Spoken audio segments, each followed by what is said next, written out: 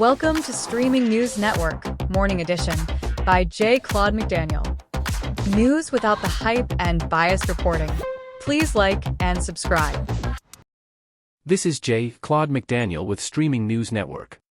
Authorities in Northern California say Paul Pelosi, the husband of former House Speaker Nancy Pelosi, may face a misdemeanor hit-and-run charge following a traffic incident in Napa County.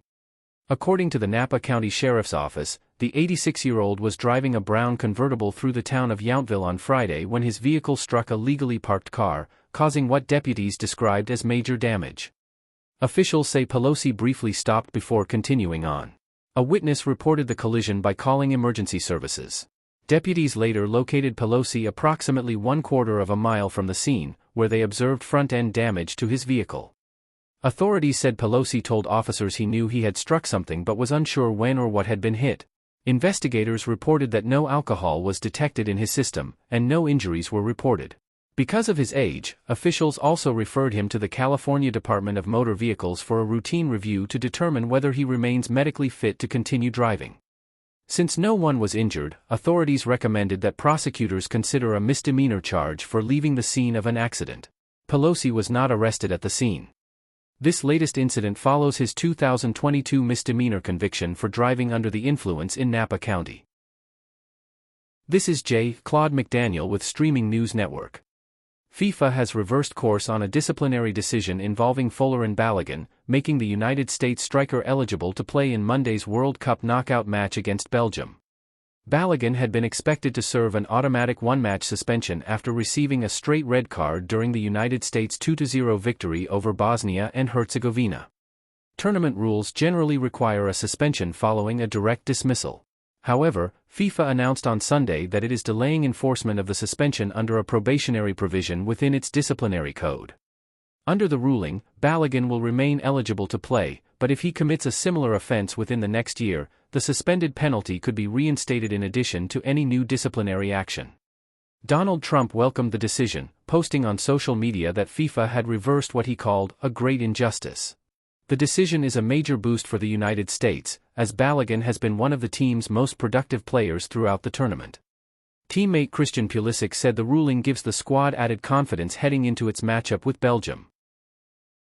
This is Claude McDaniel for Streaming News Network.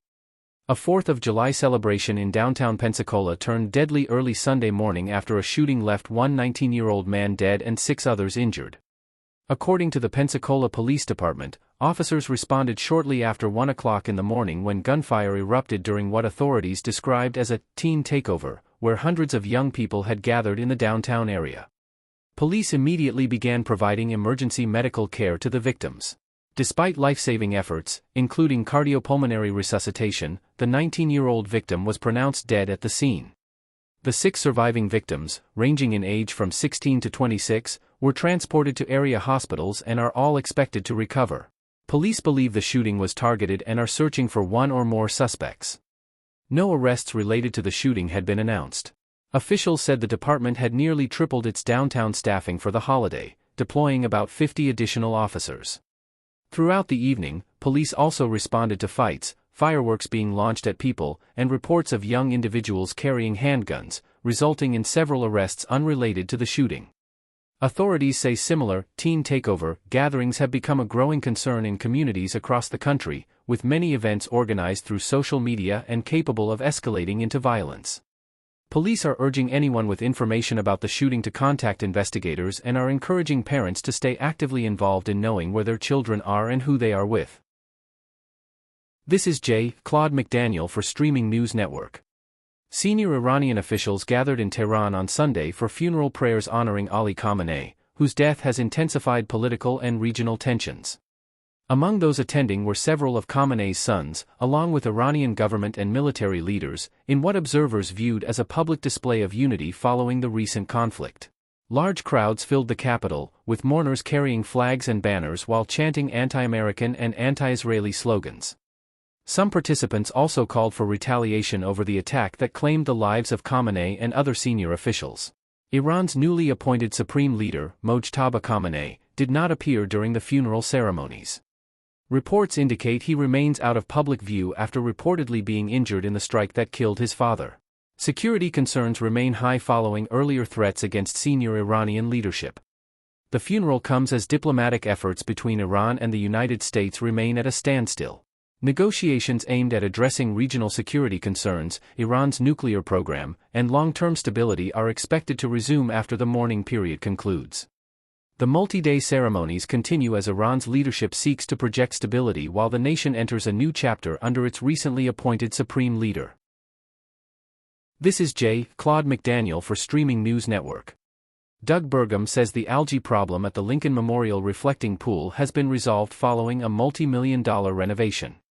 During a television interview on Sunday, Burgum said the pool is now completely clean and clear, explaining that the algae appeared only temporarily while the landmark was being refilled. He credited a newly installed nanobubbler system with eliminating the algae and helping maintain water quality. The restoration project, which cost approximately $14,600,000, has received public attention after visitors reported muddy green water and visible algae shortly after the pool was refilled. The renovation also included repainting the basin floor a shade officials described as American flag blue. The project has also been accompanied by an investigation into alleged vandalism at the site. Federal officials have accused several individuals of damaging government property, including an industrial liner designed to waterproof the basin and reduce leaks. Among those facing charges is former Olympian canoeist David Hearn, who has denied intentionally damaging the landmark. Burgum said the courts will determine the facts of the case but emphasized that anyone found responsible for damaging federal property should be held accountable under the law. This is Claude McDaniel of Streaming News Network. 4th of July celebrations in Newport Beach gave way to widespread disorder Saturday night as large crowds clashed with police, resulting in more than 100 arrests. Videos circulating on social media showed mounted officers moving into large crowds gathered along the beach while other officers worked to disperse groups as illegal fireworks exploded across the sand. Additional footage appeared to show multiple fights, crowds running through nearby streets, and reports of looting at a local grocery store during the unrest. Authorities have confirmed that at least 100 people were arrested. However, officials have not yet released a detailed breakdown of the charges or the circumstances surrounding each arrest. The investigation remains active, and additional information is expected as authorities continue reviewing the events. Newport Beach has long been one of Southern California's busiest Independence Day destinations, attracting tens of thousands of visitors each year. In recent years, law enforcement has increased staffing for the holiday in anticipation of large crowds and the potential for public safety incidents after dark. Officials are urging anyone with information or relevant video evidence to cooperate with investigators as they work to determine exactly how the disturbances unfolded. This is Claude McDaniel with Streaming News Network. Emergency crews responded Sunday morning after a small seaplane made a hard landing in East River, leaving the aircraft partially submerged before it nearly capsized. Authorities reported that all 8 people aboard were safely rescued by first responders. 2 passengers sustained minor injuries and were evaluated by emergency medical personnel at the scene. Video from the incident showed the aircraft floating in choppy water as fire and rescue boats quickly surrounded the plane to assist those on board.